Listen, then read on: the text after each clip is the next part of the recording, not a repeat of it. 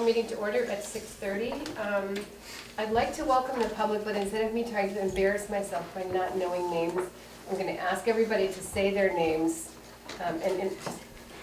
So you can start, Steve, in the back. Steve Lemke. Sarah. Sarah Coffey. Lynn Pancake. Lois Pancake. Joan Seymour. Eddie Minot. Addison Minot. Thank you very much. Welcome. We always start the meeting by reminding people that we have rules of procedure. They are on the website and also, I think, on the sign-in sheet, and they relate to the way the select board runs its meetings, sets its agendas, has discussions, etc. So, In case, sorry, I think we have just enough chairs, right? In case, is Sandy coming? sorry, I don't want to hit anybody. Sorry, thank you. Sorry to interrupt. It's a big meeting I went down. There's Guilford Cares is also meeting, so. So the first item on the agenda is to ask if there are new additions to the agenda that has been passed around and circulated. At some point, not tonight, it's gonna be too busy, but I'd like to give a sort of overall view on that 2-hour meeting. It turned into 4 hours on Wednesday on the VLC, The town. the proposals to the legislature. So I think what Dick is saying is that the VLCT prepares a policy statement for the municipalities to vote on at the annual town meeting day. And it is, that those statements are circulated to the members of the select board. And The meeting was Wednesday. Whatever comes out of that meeting goes to legislature to act on or not act on. it's the advice of the municipalities to the legislators. Yeah. And so you are going to report on that? So we should put that for the meeting of the 24th? Thank you. Is that on there? You do have it on there, I thank just you. added it. Great. No other additions to the agenda this evening? Are there any changes to the agenda order? Hearing none, I would like to ask for a motion to approve the minutes of September 26, 2016. So moved. Is there a second? Yep. Good, thank you. Any discussion? All in favor? Aye. Gordon? Thanks, sorry. I was just reading something, I apologize. Aye. Thank you. So moved, so passed. So there is no old business on the agenda. For the new business, we have the Brook Community Center project update, and I think that's you, Sarah. Do you mind if I Stand up. Okay. Hi, I'm Sarah Coffey. I'm the president of the board of a newly formed nonprofit organization in town called the Brook Community Center. And it was formed, the board of 12 Guilford residents was formed to address or to look at the Brook Range and an initiative that came, wishes that came out of the community development, the community visit process from the Vermont Council on Rural Development to redevelop the Grange as a community center. So last fall, we just wanted to give the select board an update. We've been putting some things in the Gazette too, so pardon me if there's some repetition. But we have a great group of 12 people. The board formed last October, and we're in the process of, we filed for our nonprofit 501c3 status in the early summer. And we got news back that we should be getting that back soon. Congratulations. And we got a nice call from the IRS. And we were having a really good relationship working with the Grange in terms of we're working towards a transfer of ownership or a sale of the Grange to the Brook Community Center, so the Brook Community Center group can raise money to rehabilitate the building. And we're in the process of fine-tuning those numbers, but it's probably going to be in the neighborhood of close between $750,000 and $1 million. I mean, this is still preliminary. So, because bringing based on a preliminary report that we had done, just bringing the building to kind of A1 public assembly, making the upstairs ADA accessible with, and the bathrooms accessible were some of the issues that the community, came out of the community visit process. process. So we just wanted to let you know where we're going with that, and we're hoping, you know, it really depends on when we get the actual letter from the IRS about our 501c3 status, so that we can start fundraising for the project. So I know that, you know, there are grants, and we're gonna be looking at grants and individual contributions, so, yeah. We might have some questions. Do you have any plans to have a second appraisal done as what needs to be done and what doesn't need to be done, and we can do this, but we don't have to do this? It's quite complicated, the first one, as I understand it. Yeah, I mean, the first report, you're referring to like what Denny Frazee did for first report. Yeah, we just are beginning, we're just about to sign a contract with Stevens and Associates to do a more, like the next, much more detailed level of kind of an overall look at the building for everything from kind of like septic needs that might need to be addressed, and, you know, and looking at that in relationship to how how quickly we can raise the money and what that timeline will look like. I think, you know, we've been told that it's always more cost effective if you can raise all the money and then do the whole project, but we have to be sure that we can actually do that. So, you know, I mean, I know you've been involved with other projects, but so we're figuring all of that stuff out now, so, yeah. Sarah, when you said it will cost between $750,000 and $1 million, are you talking about the purchase of the building or the purchase plus the renovations? That's the renovation of the building. That's what it will cost to, that figure is what we're, you know, based on early estimates of what it will cost for the actual renovation cost plus all of the soft costs, which include permits and, you know, administrative costs for, you know, if we have to do an Act 250 permit, all that kind of stuff. So that's what we're looking at. Yeah. Thank you. Yeah. So. Any other questions or any comments? Yeah. So Thank you. Good Thank you. luck. Great, thank Yeah. you. Thanks again Pretty for your pretty support. record time to get a 501c3 approval, don't you? Well, we'll think? see. You can't. You No, can't. don't take- Wood, don't right, take- right, so. Sorry, Ian. Don't hit the table. Scrape up the mic. And I guess I want to say thanks so much for the support of the town to like being supporting to make this happen and letting us use the mailbox, you know, our address and everything. It's great, and we hope that'll continue to be a great resource for the community. You know, the idea of continuing to use it for public, you know, polling and all of that is still very much in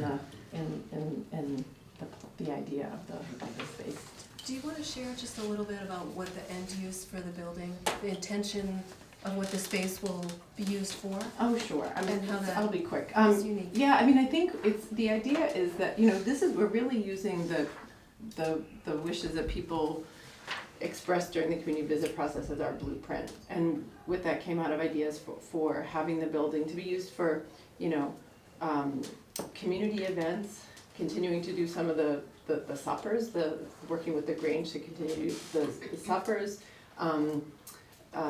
theater events, recreation, the town recreation committee I know has approached the Grange, and hopefully that'll continue to be folded in. So like, you know, really after school programs, I mean, or activities for kids to do after school on a weekend. So just for it to be a building that's used a lot of the time. Thank you. Sarah, in a perfect world, do you see this as a 1-year plan, a 10-year plan, or somewhere in between? In terms of raising the money Yeah, and just doing being that. done with it, when you say there, we're done. Oh, I think it's so early to tell Yeah. right now, because there's so many, there are a few things big things that we don't know about, whether in terms of the permitting and things like that. So I think typically, I know of other projects like this, it can be like a 2-year campaign to raise the money, and then, you know, Sure. maybe a season to do the building, but I think there's a lot that we need to find out, Mhm. so hopefully it will be fast. Thank you. Thank you. The next item on the agenda is a letter dated September 28th from Nate Reil regarding threatening the town with a lawsuit. And do you want to talk about that, or do you want me to talk about it? It might make sense for you. I don't have as much history. The Board of Abatement has dealt with it more. Right. So Nate Reil has complained to the town, the select board specifically, kind of indirectly through a person named Jack Washburn, and also in a letter. He's protesting his penalty for late tax payment. And it's a long convoluted letter, but he, at the end it says, if the town would like to discuss options before we file, I'm willing to discuss this. He's threatening to file a lawsuit. And he makes a number of allegations which are actually not the business of the select board. They are the business of the Board of Adjusters, the Board of Abatement, excuse me. The Board of Abatement heard his appeal several months ago and came to a decision. And I think we're going to ask Katie to respond on behalf of the select board and say this is not a select board issue, that this should be, needs to be referred again to the Board of Abatement. Any questions, any disagreement with that? Is that the proper procedure to go to the Board of Abatement again, or is there an appellate procedure? I mean, I think maybe we just say it's not the business of the It's select not, board. it's not the same. And say period, and, because I don't know what the actual, And I that's a haven't good point, researched, you thank you, know. Gabby. Yeah, that's what I was gonna say, is that you say it's it's a good not, point. it's not We the have business the of the Board of select board, and there's, Right. that's that. Maybe, you know, other any, you know, feel free to Yeah, pursue other I think that options. he needs to explore that with I don't, an attorney or right. however he chooses to see fit. Thank you. The, And he's not here tonight, right? Because I think one of his complaints was that he wasn't at the Board of Abatement hearing, but. Yeah, He's we not are, here either, we are right? Board of Abatement. Yeah, but one of his but he's not here tonight either to speak to it, right? represents, Okay. that's correct. But you're not a complete board of abatement, you're just Correct. members Oh, no, of no, a no. larger board of Right, abatement, right, so no. you couldn't act in with. Excuse me, the next item on the agenda is a letter dated September 25th from Joan Seymour. And Joan, since you're here, would you Yes. like to represent your letter to the board? What I'm actually Would you want to stand up and, so we can all see you? And really, I of course was, so maybe your back is not to the camera. Yeah. over here. Thank you. Yeah, no one chase. Camera shy, camera shy. You probably all know I live right where the work was being done on the bridge. And I'm asking that my property be put back to the way it was before they worked down there. My driveway was sort of crushed down.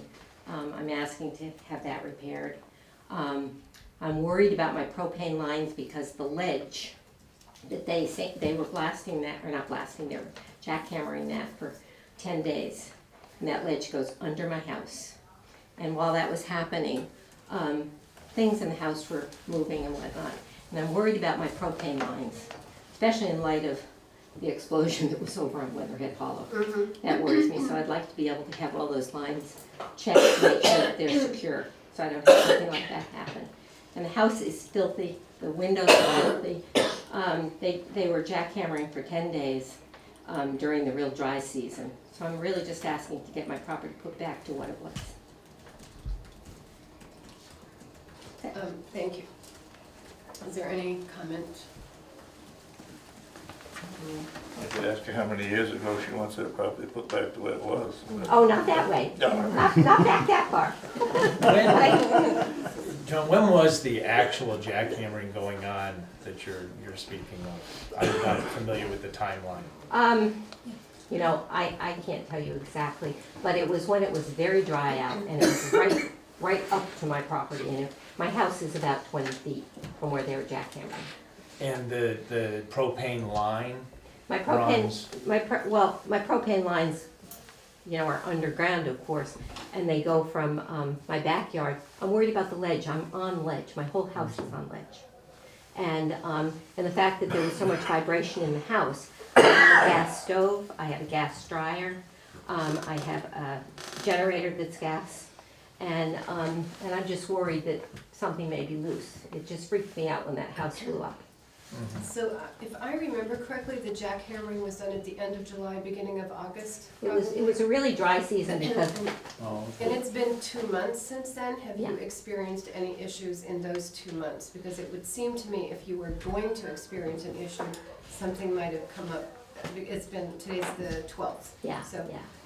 No, I just thought it's a safety precaution. You know, I have no sense of smell. Mhm. And so I can't tell if there's any sense, you know, gas smell or anything in the house, because I lost my sense of smell. But, Have you asked the gas company if they would do this for you? well, they'll do it for a couple of $100, but they won't do it unless you have a problem.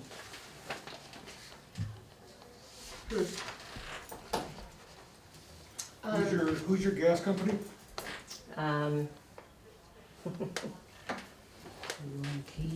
It's in Keene. Keene Yeah. Gas. Keene Gas.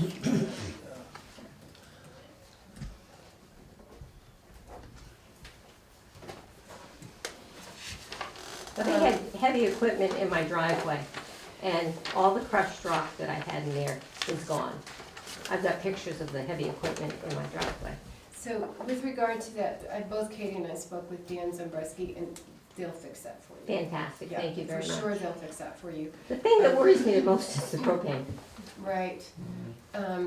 And your gas company said, you were concerned about a leak and the gas company Well, said, I just called and asked them what it would cost to have it checked, that I had a concern, and they said, can you smell gas? Well, I can't smell it, but, there would be a charge.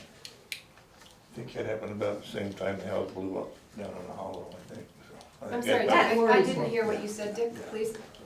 What happened? I think part of Joni's concern is that they were doing the jackhammering about the same time that the house blew up down in Weather Hollow, and that was a very small gas leak. Yeah, it just really worries. They're not connected to it anyway, but I No. mean, it's just, I mean, how close did the jackhammering get to the actual gas lines and were the engineers involved concerned? Well, I know Dig Safe has to come through. That's what I thought, I mean, if we have dig Yeah. safes and we know that it didn't touch a line, I then think that would have I been mean, determined. that's usually- Dig Safe. what they do to make sure. Huh? you generate gas, Yeah, propane, so Yeah. yeah, probably 50, 60 feet. Yeah, I mean, I feel like if dig safe was there and they marked all the lines, right. I have to, you know, Yeah, I have to assume that the jackhammering was appropriately done. yeah. Oh, they were, Unless you have some information otherwise. no, I don't, I'm just concerned about it.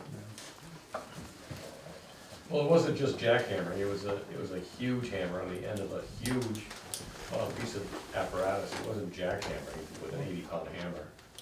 It was off a huge excavator. And I was down there when it was being done, as the ground was shaking all over the place. I would be concerned. It lasted about 4 to 5 days.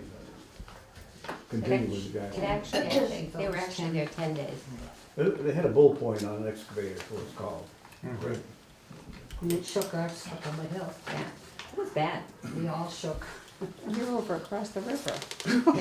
And my house, from where they were jackhammering, was only about 20 feet to my house. To my generator, it's a longer distance, but it's very close to my house. I was worried about my well even, because at one point they were talking about blasting.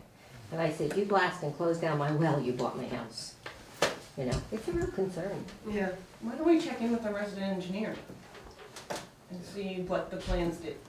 I mean, he was there, And that's, I Yes, guess, with Mark? I would agree with Yeah, you. Mark. that- check and see what the plans were, what was actually done, and check in with him and So say, actually, should we have any concerns? I'm thinking, I was there. I came over to see, because you were concerned, Katie was away or something like that, and I came with Mark to visit Joan, and we discussed this, and he assured me at the time that they were being exceedingly careful in doing everything that they he assured both of us, because we were both concerned. So I don't think we would find anything else out from him, because he was aware of Joan's concerns. You could feel it. He was there, and I went with him, and so he had to also attest to the reliability of the procedures to me as well as to Joan. So, not sure that we would hear much different from him. Steve, I'm sorry. It just, I don't know, it just seems like a simple solution. When we spent $750,000 on a bridge to have somebody come in and check her lines. You know, just, that's, I mean, I don't know if that's setting a precedent that's difficult or not, but just raising that issue, because I think what Joni's asking for is that somebody comes in who can smell something and has the right equipment just to say everything's fine. It seems by the time you talk to the engineer, who talks to Jack, who deals with Jill, and talks to everybody else, it might be, the peace of mind might be worth it to just have the lines checked. But I'm not certain where that money comes from or what the precedent is, but. I may be mistaken, I usually am, but it seems like the gas company, you come in and do a pressure check and solve the problem, it's like that. It seems like, which company, the gas company could come in and do that? Gas company would do it, yes. Uh-huh. I think the contractor's liability insurance company would do something to be sure there's no damage done. So that if you contacted the contractor, he'd go to he's insured Right. for any damage. So normally, if there's any potential, could be any potential damage, he'd notify his insurance company. And they do checking, or have it checked. I agree with that, and I also think that any cost for cleaning of the house or the windows could be assumed by that same insurer as part of the business that was conducted down there. Katie, do you have a sense of that? Whether the insurance would cover those two items? The contractor's insurance? I don't think that they would cover the washing of the house. Mhm. I definitely don't think that. Can I say something else? Yeah. I was impacted so much because of this. I know it had to be done. But my main source of income is my bed and breakfast. And I had to be honest with people when they called for reservations, and I had to tell them what was going on, how ugly it was. It was noisy, it was dirty, they couldn't go over to the pond, they couldn't go for walks. I lost my whole summer and September. And September is the month where I make half of my tax claim. And I didn't make it this year. I had 3 room nights in September because I was honest with people. It's the only thing I could do. And the people that did come, they won't come back because it wasn't pleasurable. So It's Joan, really you hard. asked for, you contacted the gas company and they estimated $200. Did you check with somebody about the potential cost of cleaning the house? No, I haven't. Is there any more discussion? Do I hear a motion? I'm sorry? You need a motion for what? No, I think we need to be able to respond to Joan.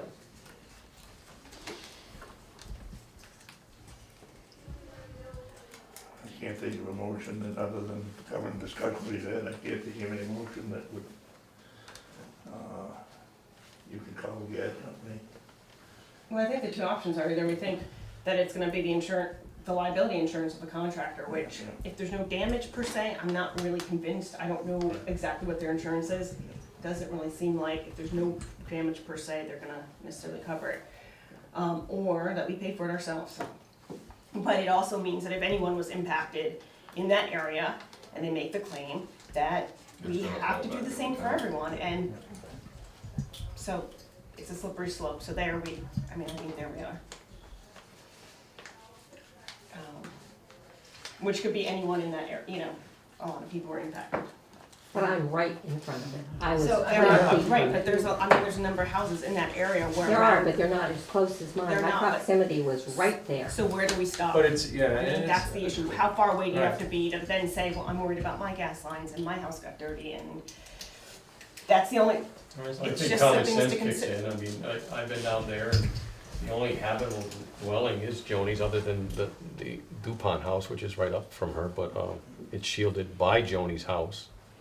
So, So I'd I like think to it's remind- just common sense. I'd like to remind people that the chair calls on people, and I'm sorry, I don't know your. Oh, I'm Bill Pettingill, Guilford Hi. resident. Yep. Thank you. Sarah, you have something to Can say? I just offer, it's your decision, but I had a incident in a place where I lived where there was a, insurance, there was a fire and there was gas leaks and things like that, and it was quite scary, but the procedure that we did is that we paid, and there was insurance involved, but I think gas leaks are really pretty, they're a big deal, and, and insurance companies take a long time. I mean, so what we had to do with working with all these insurance companies is we had to front some of the costs to pay for like, you know, to check things out. And that we had to work with a co-op board, so it's kind of similar to a select board. And they said they would, you know, approve up to a certain, like, you know, I had to bring in our receipts and they had to approve to a certain limit. So I'm just wondering if maybe if you, as a select board, had a sense of what all the costs were, that you could make a better decision or approve something that might be up to a certain. I mean, I don't think there's anyone sitting here that wouldn't say that's probably a vital, you know, obviously a gas link everyone would be concerned about. I guess the hard part is, did the ground move to pinch the gas leak in any way, one, to compromise it or cause some other damage? You know, I'm this worried about the happened. vibration with the connections and whatnot, Which, because the you know, house was, you could feel it in the house. but it has been a couple months since it happened. Yeah. And I'm not saying that's neither here nor there. Maybe we could come up with an agreement to do something, and if there was no gas leak and whatnot, maybe you would, you know, cover that, if nothing was I there. wouldn't have to even be doing this if it hadn't happened. You know, to me, I guess I come from Gabby's perspective that we certainly, you know, you felt the brunt of it. The Green River Bridge had to get repaired. It is repaired. I think you're gonna enjoy the wealth of that repair, hopefully down the road, because it's a beautiful thing to be looking at. It's hard when, you know, the groundwork, you know, it is close. I'm not saying it's not close. But if your gas line and Dig Safe does their job and the contractor does his job in terms of OSHA standards, we've got to believe that, you know, there's some safety requirements that they're fulfilling from my perspective, and it just sets a precedent, so it's a concern, you know, but I certainly understand, you know, your perspective. Steve?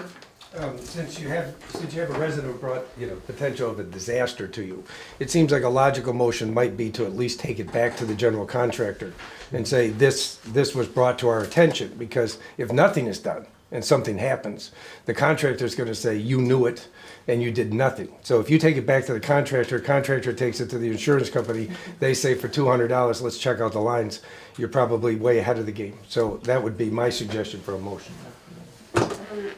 So you're saying put the onus on the contractor? Absolutely. Amen, that's who did the work. Or to confirm that they did what they were supposed to So do. I'll make a motion to go back to, right, and tell them we have concerns about A, the dirt, and B, the gas leak, and what, if anything, they or their insurance can do. And, I'll second that. thank you. Bill? Just wondering, would that motion include, when you say dirt, would that include the cleaning of the house I too? think she just. Well, that's what I meant by Yeah. the dirt. The dirt and the gas line. Okay. And we know the driveway's gonna be taken care of as soon as Dragon can get to it. It's gonna make more dirt because there's been no rain in the entire summer as far as I know.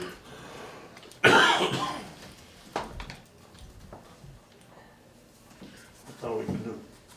It's not all we can do. I would, actually, I feel, I haven't said very much here, but I feel, Dick said, sorry, pretty strongly that if something did happen to the gas line, it could happen any minute. Not, Absolutely. you know, it didn't happen in the last 2 months, thank goodness, but it could happen, and that I think that we should cover that first. And, hold on one second, Bill, I'm not quite finished. And appeal to the contractor, who probably will reject it because we will have already covered it. But I hate to wait longer than necessary. Either that, or we should ask the contractor to respond to this in the next week or something like that, so. We can ask to respond to the next week. I mean, I also feel like if the gas company was not really concerned, Yeah. then, I mean, I don't know, I mean, that makes. So the gas makes me company's uncomfortable. different from the Dig Safe, and their sensitivity to what's happened in the area is probably different, you know. I believe it's their responsibility to make sure that there's, I mean, if they're not concerned about it, knowing what happened, I would say that probably a minimal chance would be of damage. Can I make a suggestion? Sure. I think you should call Keen or whoever and have your line checked. Yeah. And do it. Yeah. And then figure out however, if it does get reimbursed, but have it Yeah. checked. That would be, I mean, what if something happens in 2 days and we're waiting on a response? I think you should have it checked. And you'll have your receipt, hang on to your canceled check, your You're right. invoice, whatever you have, or even hold payment on it. There'll be net 30 probably, and that will buy some time. I feel confident if I contact the contractor. I usually get an answer from him within 24 hours, but I don't think you should wait Right. another minute. as a worried Period. homeowner, I would have had it done already. So, I'm sorry, Bill was first. My concerns have been addressed by Katie. Okay, thank you. Same Steve? I would encourage the board that if you get a letter outlining potential damage and danger like this, that it's not 14 days later that it's addressed. Agree with you. No, agree. Yeah. Okay, so So Katie's that's just saying- another thing to consider, that you've had this letter for some period of time that was dated 9/25, Mhm. and it's an issue. We have a motion. So we have a motion on the floor. All in favor? Aye. Aye. Abstain. Opposed? Abstain. Abstained. Abstain. And Gabby? Abstain. Aye. Aye, okay, thank you. The next item is the Lynn Pancake email from October 8th regarding signage placement by Green River Covered Bridge. Lynn, is that, would you like to? Speak to that? Yes, we would invite you to speak to that. Well, I Sorry. fired off a very short little email to Katie after looking at the huge signs. I don't know if you've seen them down there showing the 8-foot height limit that is for the bridge now. And they're all positioned in such a way that you get very nice pictures of the bridge with the sign right in the middle of it. Katie's probably got one there to show you. Lois has got some others here if you'd like to see what it looks like. If you It's not haven't a seen standard it, sign? Am I good? it's preposterous, actually. Now, I don't know what the legal needs and so forth of signage and so forth, but I'm a part of the Green River Village Preservation Trust, and we are responsible for keeping the village in a historic way, and this, I think, looks more like an interstate sign than it does a historic village sign. So we're just bringing it to your attention. I don't know what can be done about it, but I think it's definitely something that needs to be looked at very carefully, because there was no, to my knowledge, no one was ever, there was no discussion about what kind of a sign, should be there. And of course, the other issue is the 8-foot. I don't know if any of you have actually gone down to the bridge. I mean, we did some measuring today. I mean, I can reach up 8 feet, and I can't get within a foot of even the edge where it starts curving, which is more like, what do we figure, 9.6 or something? It's 11.6. But anyway, the middle of the bridge is 12 feet. So and my concern would be a truck driver who was, who knows how big, comes to the bridge and says, see that sign at 8 foot, and he looks at it and says, well, obviously he's not even close to 8 foot. I'm probably fine, and barrels through, and that could be an issue as far as I'm concerned too. Did you want to add to that? I want to second what he said, Okay. and add that I think the signs are ridiculous for a village, a rural village like Green River, to have interstate size signs. Now, I understand, I suspect that the state is demanding that the signs be a certain distance from the bridge, and a certain height, and a certain size. But nevertheless, I think they're ridiculous. Furthermore, one of the signs is right behind a tree, and you can't see the sign. Cut the tree. Thank you. Katie, can you, I have done, investigated this. So the signs are installed, all of it, according to the plans. So the contractor had to install the signs according to the plans. The signs can be moved. The signs have to remain that size because it's federal highway standard that we have that size sign. And it's a federally funded project, so we have to keep that. But they can move back, they can move to a different location, and the signs are indeed incorrect at 8 feet. So Why don't other covered bridges have these signs, that size, probably because they didn't just get rehabbed with federal highway money. including So the this- West Somerset one? That's the new bridge. I don't know. I don't know, and I don't know what their funding source was for that bridge. But Municipal code was this- out when it was done. But this town benefited greatly from the federal yeah, funding. so the signs can move back, they can move outside They of could the be made general area. accurate. You guys can work with Danny, I talked to him this morning, he's willing to get feedback on where better placement is, that you'd be more comfortable with it, but the sign size has to remain as it is. And he is waiting, I think he said this morning when I spoke to On him, that he's two. waiting on two Yeah. more signs. That are will the put correct it height. at the correct height of, I think he said 11.6. Yes, yeah, that's. Why can't, they say 8 feet now, 8 feet something. Why can't something be covered over them with the correct? And we don't, when are they gonna be changed? We've got one truck that came in and In a day unloaded, or and two. unloaded to meet Yeah. the 8 foot. I think he has 2 already, and he has 2 more, he could probably go change them, because how many are there? 4? Four. That's a question for Dan, I don't know. And I would suggest that the one on the hill in front of Joni's driveway, just move up the hill, because if a truck gets that far to read it, Yep. he's gonna be stuck. And he's gonna have to back up. Sure, and And we So- have to get so Dan will 50, follow up. 60-foot trucks, we have to change. And Danny's already said that he would work and repost the signs elsewhere, but in the general area. Right, yeah, if it's He's up already on the said top that. of the knoll, they'd see it before they start down. Can I ask, one minute, Joan, I'm sorry, did you finish that? Wouldn't it make sense to have them at the end of each of the roads, because that is where Each of the the sign, V? like Guilford Center Road and where the Stage tonnage Road, where the limit tonnage is, yeah. doesn't it make sense to have them there before they get in? Tractor trailer comes in, they can't get out, they can't turn around.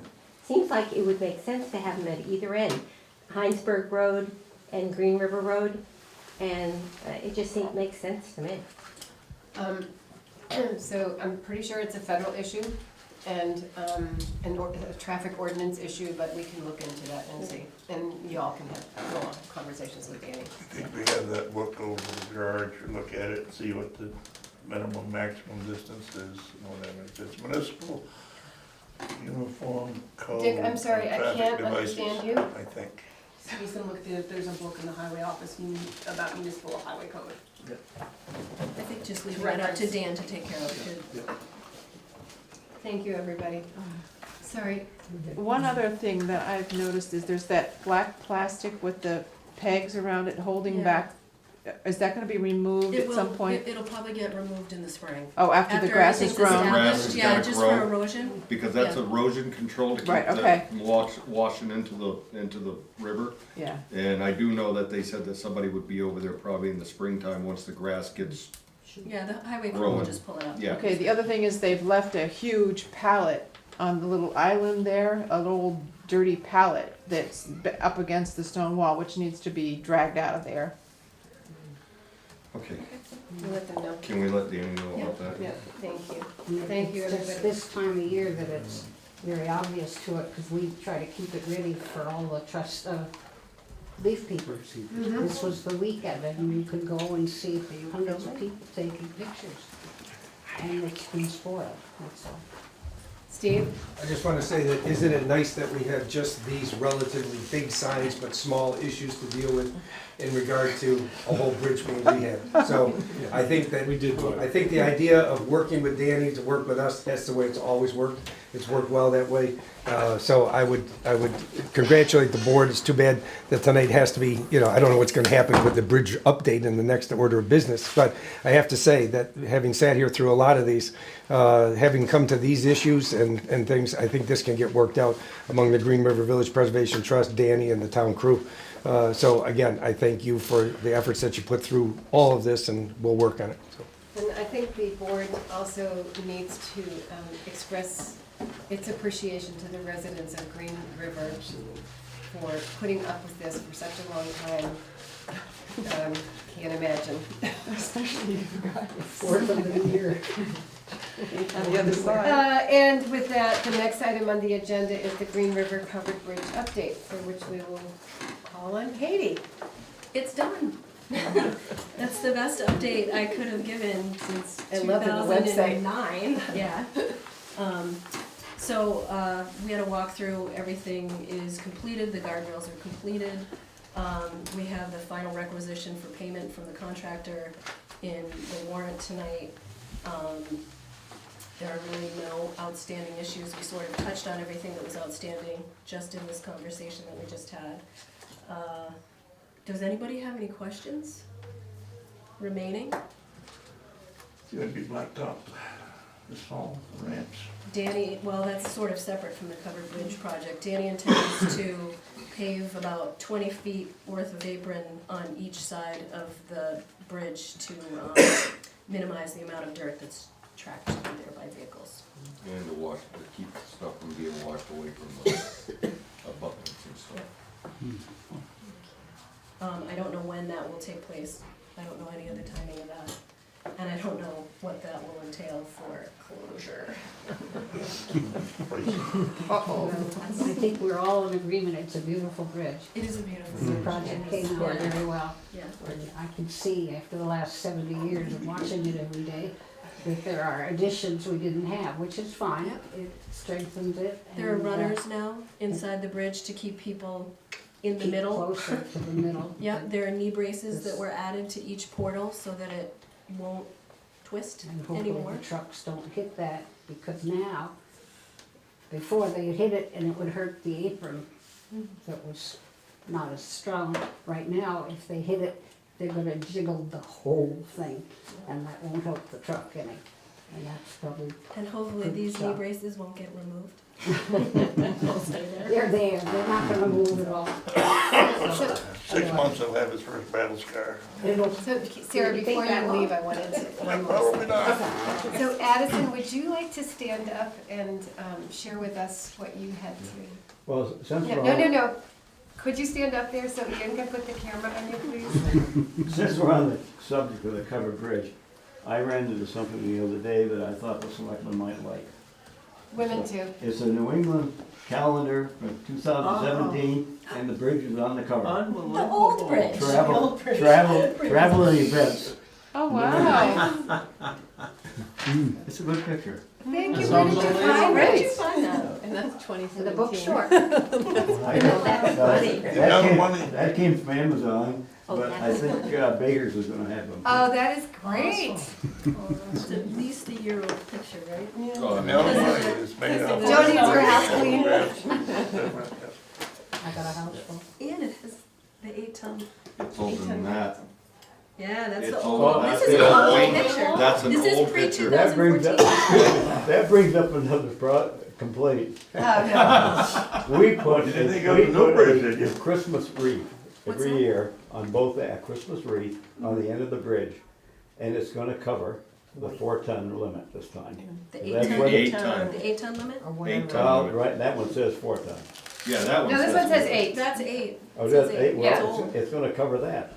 Can that be put on the height limit sign, post?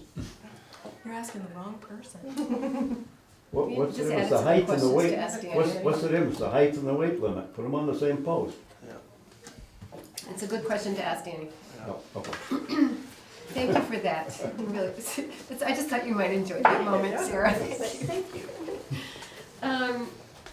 So on to other business. The select board received in their drop boxes a draft emergency management ordinance. This was something that was last signed, I believe, in 2007, and 2002, and it has, by everybody, That's exists. So somebody might want to turn the light on. Steve? Steve, could you turn? Ian's got it. Oh, the No, other Top one. it's the top one. Top one, dial. top one, turn it right around. Thank you, Ian. There you go. Thanks. Thank you, Allison, thank you, Abby. Come see us when Wednesday. You're gonna have a good party next year, right? Next year. We were gonna have it last Friday. Didn't work. We'll have another party All right, yeah. to celebrate all of the fixings.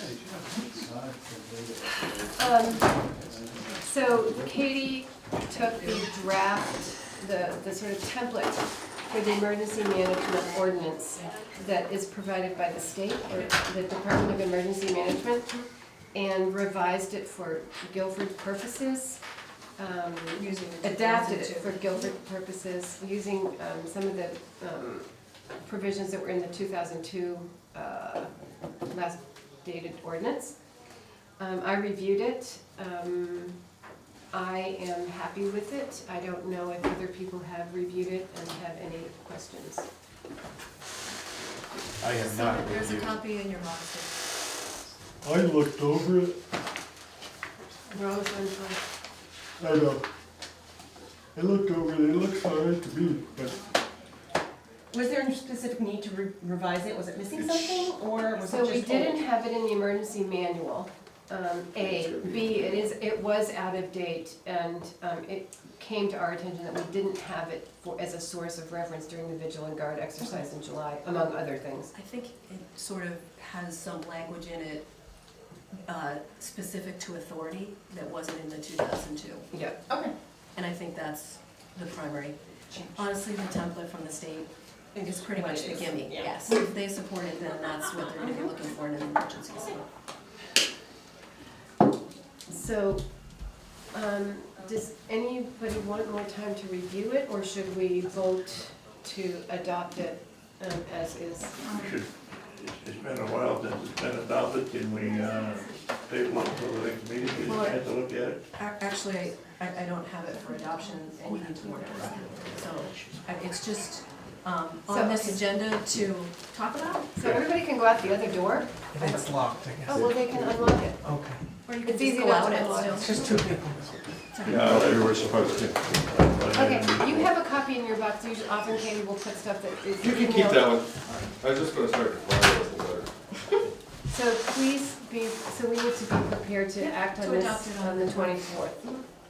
And you sent that out on. It's in the- It's It's in in- the Dropbox. Yeah, just in Dropbox, Oh. just so you guys would have enough time to read it. Yes, thank you. I know it's That's what I thought. tedious. I just didn't look at it, to be honest. That's okay, you don't. But I have think to. it's pretty much, Just preemptive. thank you. There were a couple things I was like, why? Yeah, and it's like, that's their language. So your recommendation is that's the language that the state's using and for us to be, okay, in compliance. Mhm. Thank you. So I will talk, the basis of that's all gonna be the same, there might be some grammatical things that'll get fixed up, but not, But nothing, no content. the content is gonna stay the same. Okay, fair enough. The next item on the agenda is the town administrator job opening. I wanted to advise that in the special meeting that we held this afternoon, the job description was adopted unanimously, with the exception of Gabby, who was absent. And we discussed posting it. It's already been posted on the website again, in its correct, completely corrected, not draft With form. typos and Approved everything now. Approved everything. If you find can't any see- more, let me know. And I believe Katie, although I have not checked my emails, has also contacted Vermont League of Cities and Towns to determine how much it would cost for us to use them as a recruiting service, which was a suggestion that Ann made this afternoon at the meeting, in which we were, given the amount of effort that went into the the second to last recruitment process was one that, a suggestion that was met with approval, depending on how much it cost. So I just wanted to say that the job opening is posted on the website, the job description is on the website, there is an email box if somebody wants to send a cover letter, and a resume directly to the town, and I've checked it on a daily basis for the last couple of weeks, and there's nothing there. So we will we hopefully will use the LCT, but we would also appreciate references, information about people who might be interested in the job. Katie's last day on the job is October 25th, starting Monday. You're out tomorrow and Friday. Starting Monday, I will be in the town office with her as much as possible for the next X number of days. Way too few. I thanked Pete and Penny and Gordon and Katie for all of their work on this job description today, and I wanted, in our meeting, but I wanted to do that again for the record tonight. It was a lot of work, and it was good research and a pretty good outcome. So thank you, both of you, everybody, again. Next item on the agenda is a general highway update, and Dan's not here. Does anybody have? I spoke with Danny this morning when I went over for my break, and he said that they're working, I think he said Barney Hill Road, doing some culverts up there. He's grading some streets, some roads and stuff like that, but other than that, he's staying busy. I think he said Alan's out with the mower, doing a few mowing and blowing some leaves and stuff like that. Okay. Thank you. There are no excess weight permits. Next item on the agenda is our finance, and before we get into any specifics here, I wanted to mention that Katie has beefed up the financial folder and the documents that she sends to us on a regular basis, so that in preparation for our absence, we are even more informed. And she's going to be walking me through more and more of these documents and more notes. So I appreciate that, Katie. Thank you very much. And thank you for the habit of giving us this fund update on a regular basis. I think it's been very helpful for the select board to understand what the budget is and what the year-to-date performance is and where we are fiscally. And I think we all feel much more comfortable this year than we have in the past. Yes, we do. You have a request for interfund transfer? I do. We received our final ARF, the Emergency Relief and Assistance Fund payment that came as a result of the Tropical Storm Irene FEMA claim in the amount of $29,712.37. I completed all the final grant closeout. Got our final letter saying it's finally done, which has been forever. So I'm glad that that's sort of a chapter that's closing as I'm leaving. And during the April 11th select board meeting, you supported moving the remaining FEMA funds at that time, which is about $88,000, into the capital fund for the purpose of funding Act 64 work. What I want to do and sort of have done is I've created a separate fund specifically for that money so that it is more easily tracked for you guys. So the 88 that got moved into the capital fund, I want to kick that over to this new fund. It's Fund 15. It's called Act 64, pretty self-explanatory.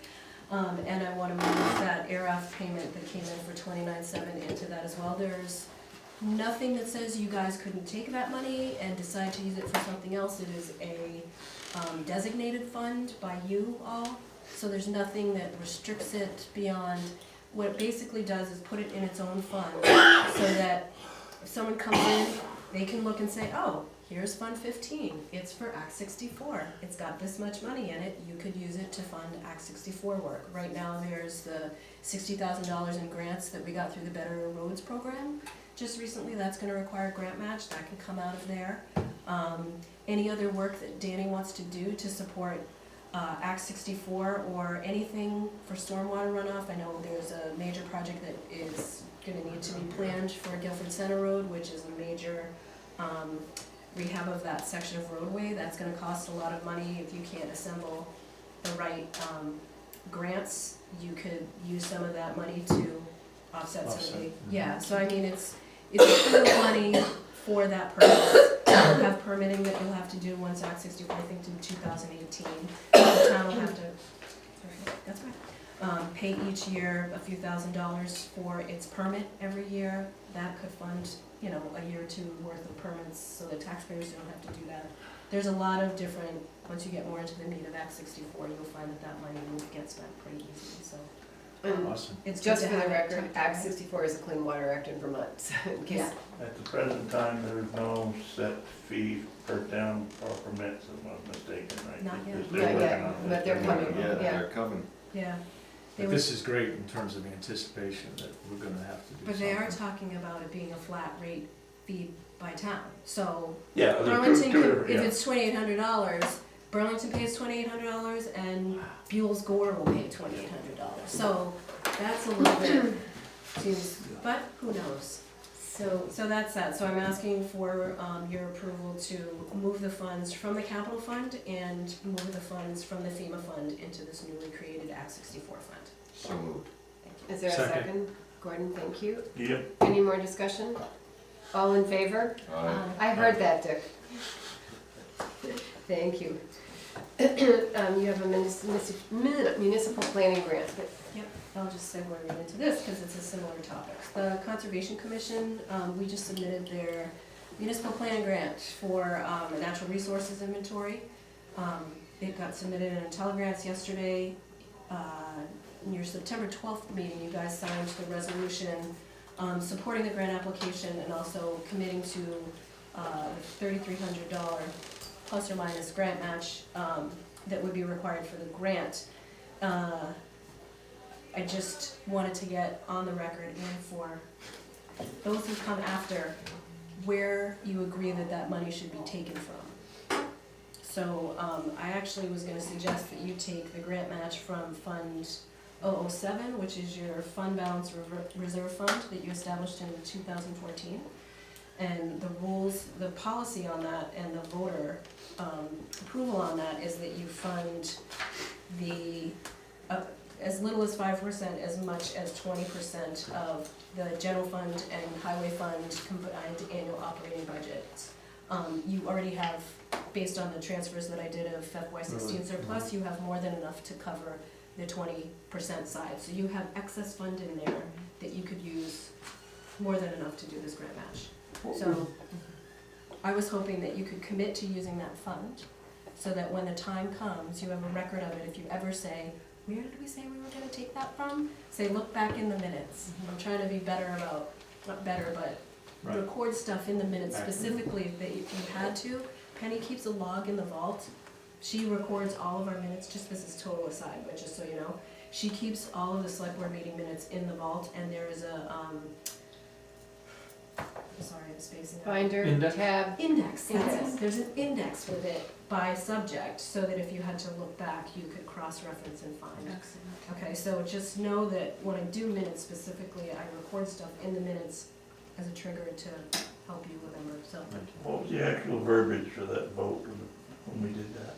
If you wait a minute, I'll tell you. In the meantime, Steve? And the 3,300 is only matchable if the grant comes through. Exactly. Correct. It's- Correct. that may be So obvious, matching. maybe odd, but it's a matching thing, so it may be. Right. It may be Yep, right. it's gonna be a But we're moot hoping this point, year. but we're not comes gonna through. go down that road, we're getting that grant. Right, there's no time for reality and truth. 3,300 guaranteed. Sorry. Someday the state of Vermont will say, look, the town of Guilford gets more grants than the rest of the state combined, we're gonna stop this stuff. I'll make no comment on that. So is there a motion? Do you want me to read the language before you move it? Sure. The establishment of a reserve fund in accordance with 24 VSA section 2804A for the purpose of funding unanticipated revenue shortfalls and paying non-recurring and unanticipated general and highway fund expenditures, the balance of which shall be created and maintained using budget surplus funds as available, growing to a level not less than 5%, not more than 20% of the total operating general fund and highway fund expenditures, which is what I believe I said. The first part, yeah. You're good? Were you gonna move that? We're gonna move what? The Rock. So moved. Thank you, Troy. Second. Gabby. Gabby, you could do it this time. Thank you. All in favor? Aye. Aye. Thank you, that was pretty clear. Troy, are you doing warrants? I'd like to make the motion that we pay payroll week ending 10/3/16 for $7,090.66. Payroll week ending 10/10/16 for $6,786.92. Expense warrant 1707 for $155,599. And expense warrant DPO 7 for $73.50. For a total of warrants and payroll of $169,550.08. Significant expenses was 2 invoices for Du Bois and King, the Green River Covered Bridge project for $26,224. Budget, our audit for fiscal year 16 for $6,200. Wyndham Solid Waste Management District quarterly assessment for $6408. And 2 requisitions for Reil Construction, which is another Green River Covered Bridge project, for $96,091. Second. Thank you. All in favor? Aye. I was present at the meeting. Oh, you were. I just gonna put my name down here. Steve, thank you. Communications? Invitation from BCC, Signage for their 2016 annual meeting, and VLCT News, October 2016. Thank you. Did anybody go to the BCTV? Oh, you did? Could somebody just tell me how it was? It was it sounded like such a cool thing. It was a really great event. They were so nice, Core was so nice. Thank you, BCTV and Core. I forgot the award on my kitchen counter, but I'll bring it in. She just wanted to hold it for another couple weeks. Look at that. Yeah, Wow. I know. She wanted to have it there for a wedding. Just a few more days for the wedding. She put it on her wedding cake. Wow. And I heard that some faces made the screen or something. Oh, they played sort of clips leading up to the award. Oh yeah, they played a highlight reel. Oh, boy. Do we get to see that? Could we see a copy of that? Nice. Neat. So anyway, it was very nice, well attended. Thank you, Lynn. Thank you. And I think part of that Sorry, I couldn't have been there. award in congeniality is due to Mr. Congeniality himself, Mr. Ian Keel. Thank you very much. Come around here and take a bow, Abe. Yeah. Yes. I know, not Come around here. There we go. Just say, It's all because of these guys. It's a collaboration. Thank you, Ian. I had to start talking, and then they pulled me off because Gabby showed up, like, as I was Phew. talking. Make it time. I think that I would entertain a motion for adjournment if there's no other. Second. All in favor? Aye. Okay.